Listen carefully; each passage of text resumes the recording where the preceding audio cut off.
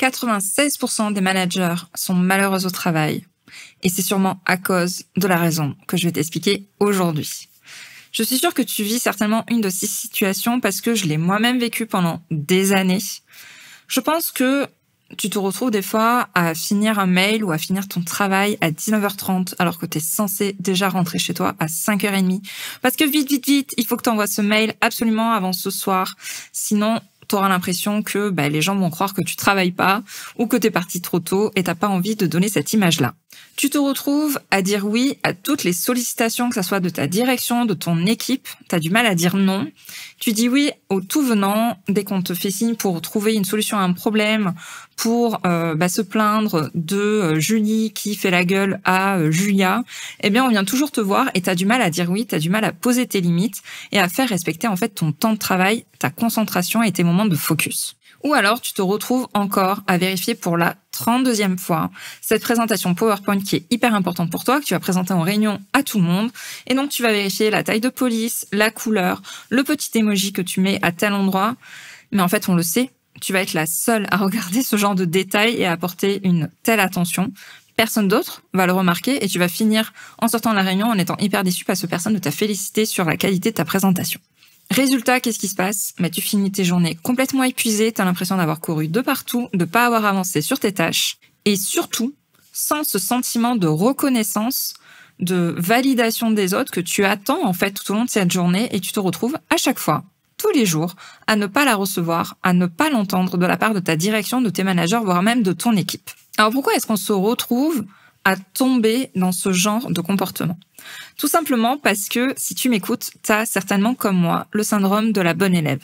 Le syndrome du travail bien fait où on a été habitué à recevoir des 16, 17, 18, 20 sur 20 et on se retrouve à appliquer le même schéma dans le cadre de notre travail en entreprise avec notre direction, avec nos managers et avec nos équipes. Et au fond de toi, tu as l'impression que la qualité de ton travail dépend de la quantité que tu vas fournir. Un petit peu comme le disait Sarko au moment des présidentielles, travailler plus pour gagner plus, ce fameux slogan, en fait, tu te retrouves à l'appliquer sans même t'en rendre compte, de façon inconsciente, à ton quotidien de travail. Tu te dis que plus tu vas travailler, plus tu vas mériter ta place, plus tu vas mériter ta crédibilité, ta légitimité en tant que manager.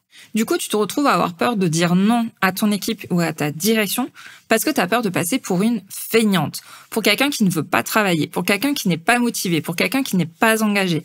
Et ça, quand on a le syndrome de la bonne élève, on ne veut surtout pas donner cette image-là. C'est vraiment quelque chose qu'on a en horreur. Tu ne veux absolument pas passer pour quelqu'un qui n'aime pas travailler. Tu veux montrer que tu es motivé, que tu es engagé, que tu es prête à te dépasser pour ce job.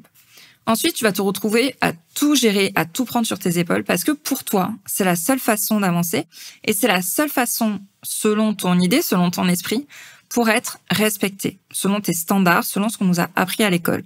Tu te dis aussi que chaque effort supplémentaire, chaque temps, chaque minute que tu vas passer en plus dans ton travail, chaque heure supplémentaire va être remarquée par ton N+1 et que tu vas recevoir des félicitations pour ça, voire même que tu vas être en tête de liste pour la prochaine promotion qui va sortir l'année prochaine ou pour une prime ou une augmentation. Tu penses vraiment que ton N+1 est derrière son bureau et note exactement les heures passées assises derrière ton bureau.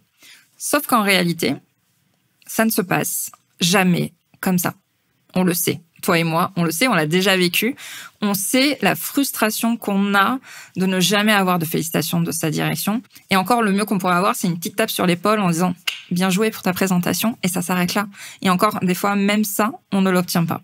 Le vrai problème derrière ça, c'est que le fait d'augmenter ta quantité de travail n'est pas lié, ne va pas engendrer forcément une augmentation de ta crédibilité en tant que manager. Il faut vraiment que tu t'enlèves ça de ta tête. Pourtant, on a été matrixé avec ça, biberonné avec ça pendant toute notre école. Il faut travailler dur, il faut faire des efforts pour avoir des bonnes notes à l'école. Eh bien, tu te retrouves à l'appliquer exactement aussi dans ton cadre de travail. Mais non, ta légitimité n'est pas égale au nombre d'heures que tu passes derrière ton bureau. Voire même pire, ça diminue ta crédibilité et je vais t'expliquer pourquoi. Tes collègues ou ta direction vont te considérer comme acquise. Ils vont considérer que ta disponibilité est naturelle et qu'ils peuvent venir te voir, venir t'embêter, te déranger autant de fois qu'ils veulent. Et ça, du coup, ça te fait perdre en autorité naturelle. Deuxièmement, À force de dire oui à tout, tu perds ton focus sur tes tâches stratégiques de manager, tes tâches qui comptent, les tâches sur lesquelles t'attendent ta direction, ton N+1. Parce que tu te retrouves à gérer que des urgences, que des problèmes opérationnels, tu débordes d'opérationnel et en fait, tu n'attribues pas de temps suffisant à tes tâches stratégiques de manager, travailler sur ton équipe, travailler aux objectifs, travailler à la montée en compétences et du coup, tu perds du focus et donc tu perds en efficacité et donc en légitimité. Et surtout, le pire, le troisième problème avec ça, c'est que ton équipe, elle voit que t'es débordé. Elle voit que t'es à bout de souffle. Elle voit qu'en fait, tu ne t'en sors pas. Donc, comment veux-tu qu'ils te considèrent comme une manager légitime, comme une manager crédible, s'ils te voient à ce point débordé et même des fois à se dire, mais non, mais je veux pas venir te déranger, je vois que déjà t'en peux plus et que t'en as par-dessus la tête. Et je sais que tu as déjà entendu ça. Et ça doit être un signal d'alarme pour te dire qu'il faut que tu changes les choses maintenant. Au final, il se passe quoi? Tu travailles plus parce que tu te dis que c'est comme ça que tu vas être beaucoup plus reconnu dans ton rôle de manager, mais au contraire, ça fait baisser ta crédibilité, ça fait baisser ta légitimité. Et c'est ça qui fait que 96% des managers sont malheureuses au travail. C'est parce qu'elles se retrouvent à travailler beaucoup trop. Et c'est pas parce que tu vas rester jusqu'à 20 heures au bureau que tu vas être plus légitime ou plus reconnu dans ton poste. La Légion d'honneur, en fait, des heures supplémentaires, ça n'existe pas. Ou alors, il faudrait l'inventer, mais c'est à l'encontre de tout ce que je te dis aujourd'hui. Ça n'existe pas, je suis désolée de te l'apprendre. Toutes les heures que tu fais, en fait, tu ne les fais pour rien. Ta valeur, en fait, elle se mesure pas au nombre d'heures travaillées, d'heures supplémentaires que tu fais. Ton impact n'a aucun lien avec ton présentéisme, bien au contraire, c'est ce qu'on a vu tout à l'heure. Et c'est le meilleur moyen de te cramer, et je peux te dire que je sais de quoi je parle, puisque tout ça, tous ces comportements m'ont amené à un burn-out en 2017. Et vraiment, j'ai eu beaucoup de mal à m'en remettre, et je ne souhaite vraiment pas que tu tombes là-dedans. Donc, si je te dis tout ça, c'est vraiment pour t'éviter ça. Maintenant, je vais te détailler 5 déclics mindset que tu dois avoir dès maintenant pour arrêter de travailler trop et vraiment pour arrêter de saboter ta légitimité en allant chercher à chaque fois ces heures supplémentaires, ce travail pendant les week-ends, ce travail pendant tes vacances. Le premier déclic que j'ai envie que tu aies, c'est ce que je t'ai dit tout à l'heure.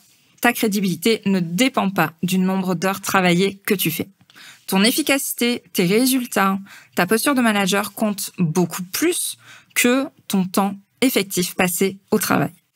Deuxième déclic que j'ai envie que tu aies aujourd'hui, dire non à quelqu'un, dire non à une demande formulée par quelqu'un de ton équipe ou ton manager, ce n'est pas un acte égoïste.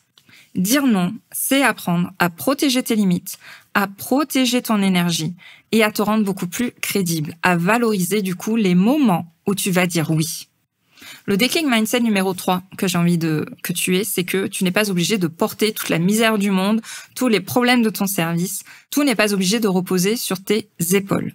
Tes responsabilités en tant que manager, elles ont un périmètre clair et ça sert à rien de vouloir aller au-delà. Ce n'est pas grâce à ça que tu auras beaucoup plus de crédibilité aux yeux de ton équipe ou de ta direction. Le déclic numéro 4 que j'ai envie que tu aies, c'est que ton énergie et ton temps sont précieux. Donc, essaye de les affecter à l'endroit où ça a un impact énorme pour ton service, pour ton équipe ou pour toi en tant que manager. Essaye d'apprendre à prioriser ce qui est important, ce qui est stratégique et pas uniquement ce qui est urgent. Et enfin, le déclic numéro 5, ta valeur professionnelle n'est pas liée à ton épuisement. Être une bonne manager, c'est aussi savoir préserver son énergie, son équilibre de vie. Tu as besoin d'être requinqué, d'être en pleine forme pour pouvoir donner de cette énergie à ton équipe, pour pouvoir les accompagner au mieux et pouvoir les aider à développer leurs compétences. Donc concrètement, ça veut dire quoi pour toi? Tu sais combien j'adore donner quand même des actions concrètes et des tips concrets pour t'aider à implémenter ce qu'on voit en podcast directement dans ton quotidien de manager. Donc comment est-ce que tu peux faire pour appliquer ces principes-là? Parce que oui, ce sont des belles paroles en l'air, mais j'ai envie que tu avances, que tu arrives à changer petit à petit cet état d'esprit et que tu arrêtes de te dire que c'est en travaillant plus que tu vas être plus crédible aux yeux de ton équipe ou de ton manager. Déjà, essaye de poser des limites claires avec bienveillance. Si quelqu'un vient te voir pour te demander de t'occuper de telle tâche, apprends à lui dire non en respectant sa demande. Tu peux tout simplement dire « Je comprends ta demande, Julien, mais je ne peux pas la traiter maintenant. » Tu peux décaler le moment où vous allez le voir ensemble. Ce sont des phrases qui ne vont pas froisser la personne. Et tu as le droit de poser tes limites, ça ne fera pas de toi une mauvaise personne ou une mauvaise manager. Deuxième étape, réduis volontairement ton temps de travail. Quand je dis ça, En fait, fais juste le temps de travail qui est indiqué dans ton contrat. Si t'es payé 35 heures, fais 35 heures. Si t'es payé 39 heures, fais 39 heures. Mais ça sert à rien de vouloir bosser 45 heures ou 50 heures ou tes week-ends et de bousiller tes soirées et de ne pas les passer avec la personne avec qui tu partages ta vie ou avec tes enfants. Ça ne sert strictement à rien. Donc, comment est-ce que tu fais ça? Eh bien, tu te mets des petits défis au quotidien. Eh bien, ce soir, je ne réponds plus à mes mails après 16 heures, par exemple. Ce soir, j'ai envie de partir à 17h30, l'heure normale prévue, et j'essaye de m'y tenir. Essaye de trouver peut-être une raison pour le faire ou une gratification pour y arriver, mais fixe-toi un petit peu ces petits challenges au quotidien pour te fixer des limites et t'obliger, en fait, à partir tôt ou ne pas checker tes mails à chaque fois avant de partir. Parce qu'on sait comment ça fait. Tu regardes un mail, vite, je regarde ma boîte mail avant de partir, et paf, t'as une demande qui rentre et ça te fait en fait partir une demi-heure trop tard. Troisième action que tu peux faire, c'est de commencer à déléguer dès aujourd'hui. C'est le premier levier pour gagner un max de temps. Donc, essaye d'identifier les tâches que tu peux transmettre à ton équipe. Essaye de voir, les tâches sur lesquelles tu passes le plus de temps, les tâches où au final c'est pas vraiment à toi de le faire. Eh bien, prends la décision à partir de maintenant de commencer à les lister et de commencer à les transmettre à des personnes de confiance dans ton équipe. Et enfin, la petite action, ou en tout cas que je fais chaque matin, essaye de déterminer la principale action qui va faire que ta journée sera réussie. Quelle est la mission, quelle est la tâche que tu dois faire, que tu dois avoir accomplie d'ici la fin de la journée et qui te feront dire « Ouais, ok, aujourd'hui j'ai vraiment avancé, je suis vraiment contente de ce que j'ai fourni » et justement qui va t'amener ce sentiment de fierté et de réussite dans ton quotidien et en plus tous les jours si tu te fixes cette habitude au quotidien. En conclusion, si tu continues à avoir ce comportement de bon élève, de ce qu'on appelle people pleasure, c'est-à-dire de vouloir toujours faire plaisir aux autres, tu vas finir par t'épuiser et à rentrer dans une spirale infernale de fatigue, de manque d'énergie et d'épuisement. Le changement, il peut avoir lieu dès maintenant, dès l'écoute de ce podcast, et ça passe par les petites actions simples que je t'ai données tout à l'heure. Peut-être qu'en les écoutant, tu te dis « Ouais, mais je vois pas comment ça va changer mon quotidien ». Je peux t'assurer que c'est par des petits pas comme ça que ça permet de faire de grandes avancées dans ton management. Et pour y arriver, eh bien, je te propose qu'on le fasse ensemble.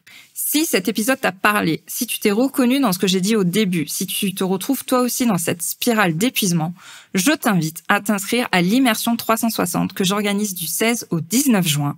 On va passer 4 jours ensemble où justement, on va déconstruire un petit peu tout ce qui se passe dans ta tête de manager, on va déconstruire tes croyances et on va mettre en place des nouvelles habitudes pour que tu puisses manager beaucoup plus sereinement et efficacement. Tout ça pour reprendre le lead sur ton temps et ton équipe. Car oui, je sais que tu peux devenir une manager sereine, je sais que tu peux devenir une manager à impact, je sais que tu peux développer ton leadership et je peux t'accompagner à le faire pendant ces 4 jours gratuits du 16 au 19 juin. Donc si ça t'intéresse, tu peux trouver le lien de l'inscription à cette immersion 360 directement dans la description de ce podcast ou dans la description de la vidéo YouTube, suivant où est-ce que tu me regardes. C'est vraiment 4 jours entourés d'autres managers qui ont les mêmes problèmes que toi. C'est 4 jours de folie où je vais être dédiée à toi à 100%. Je vais te donner des petits challenges à réaliser, des petites vidéos explicatives. Si t'aimes mes podcasts et si t'aimes mes vidéos, franchement, inscris-toi. Tu n'as aucune raison de louper ça. Je le fais très peu de fois dans l'année et c'est le moment ou jamais de passer à l'action. Donc, inscris-toi dans la description et tu vas voir ces 4 jours qui vont révolutionner ta façon de manager.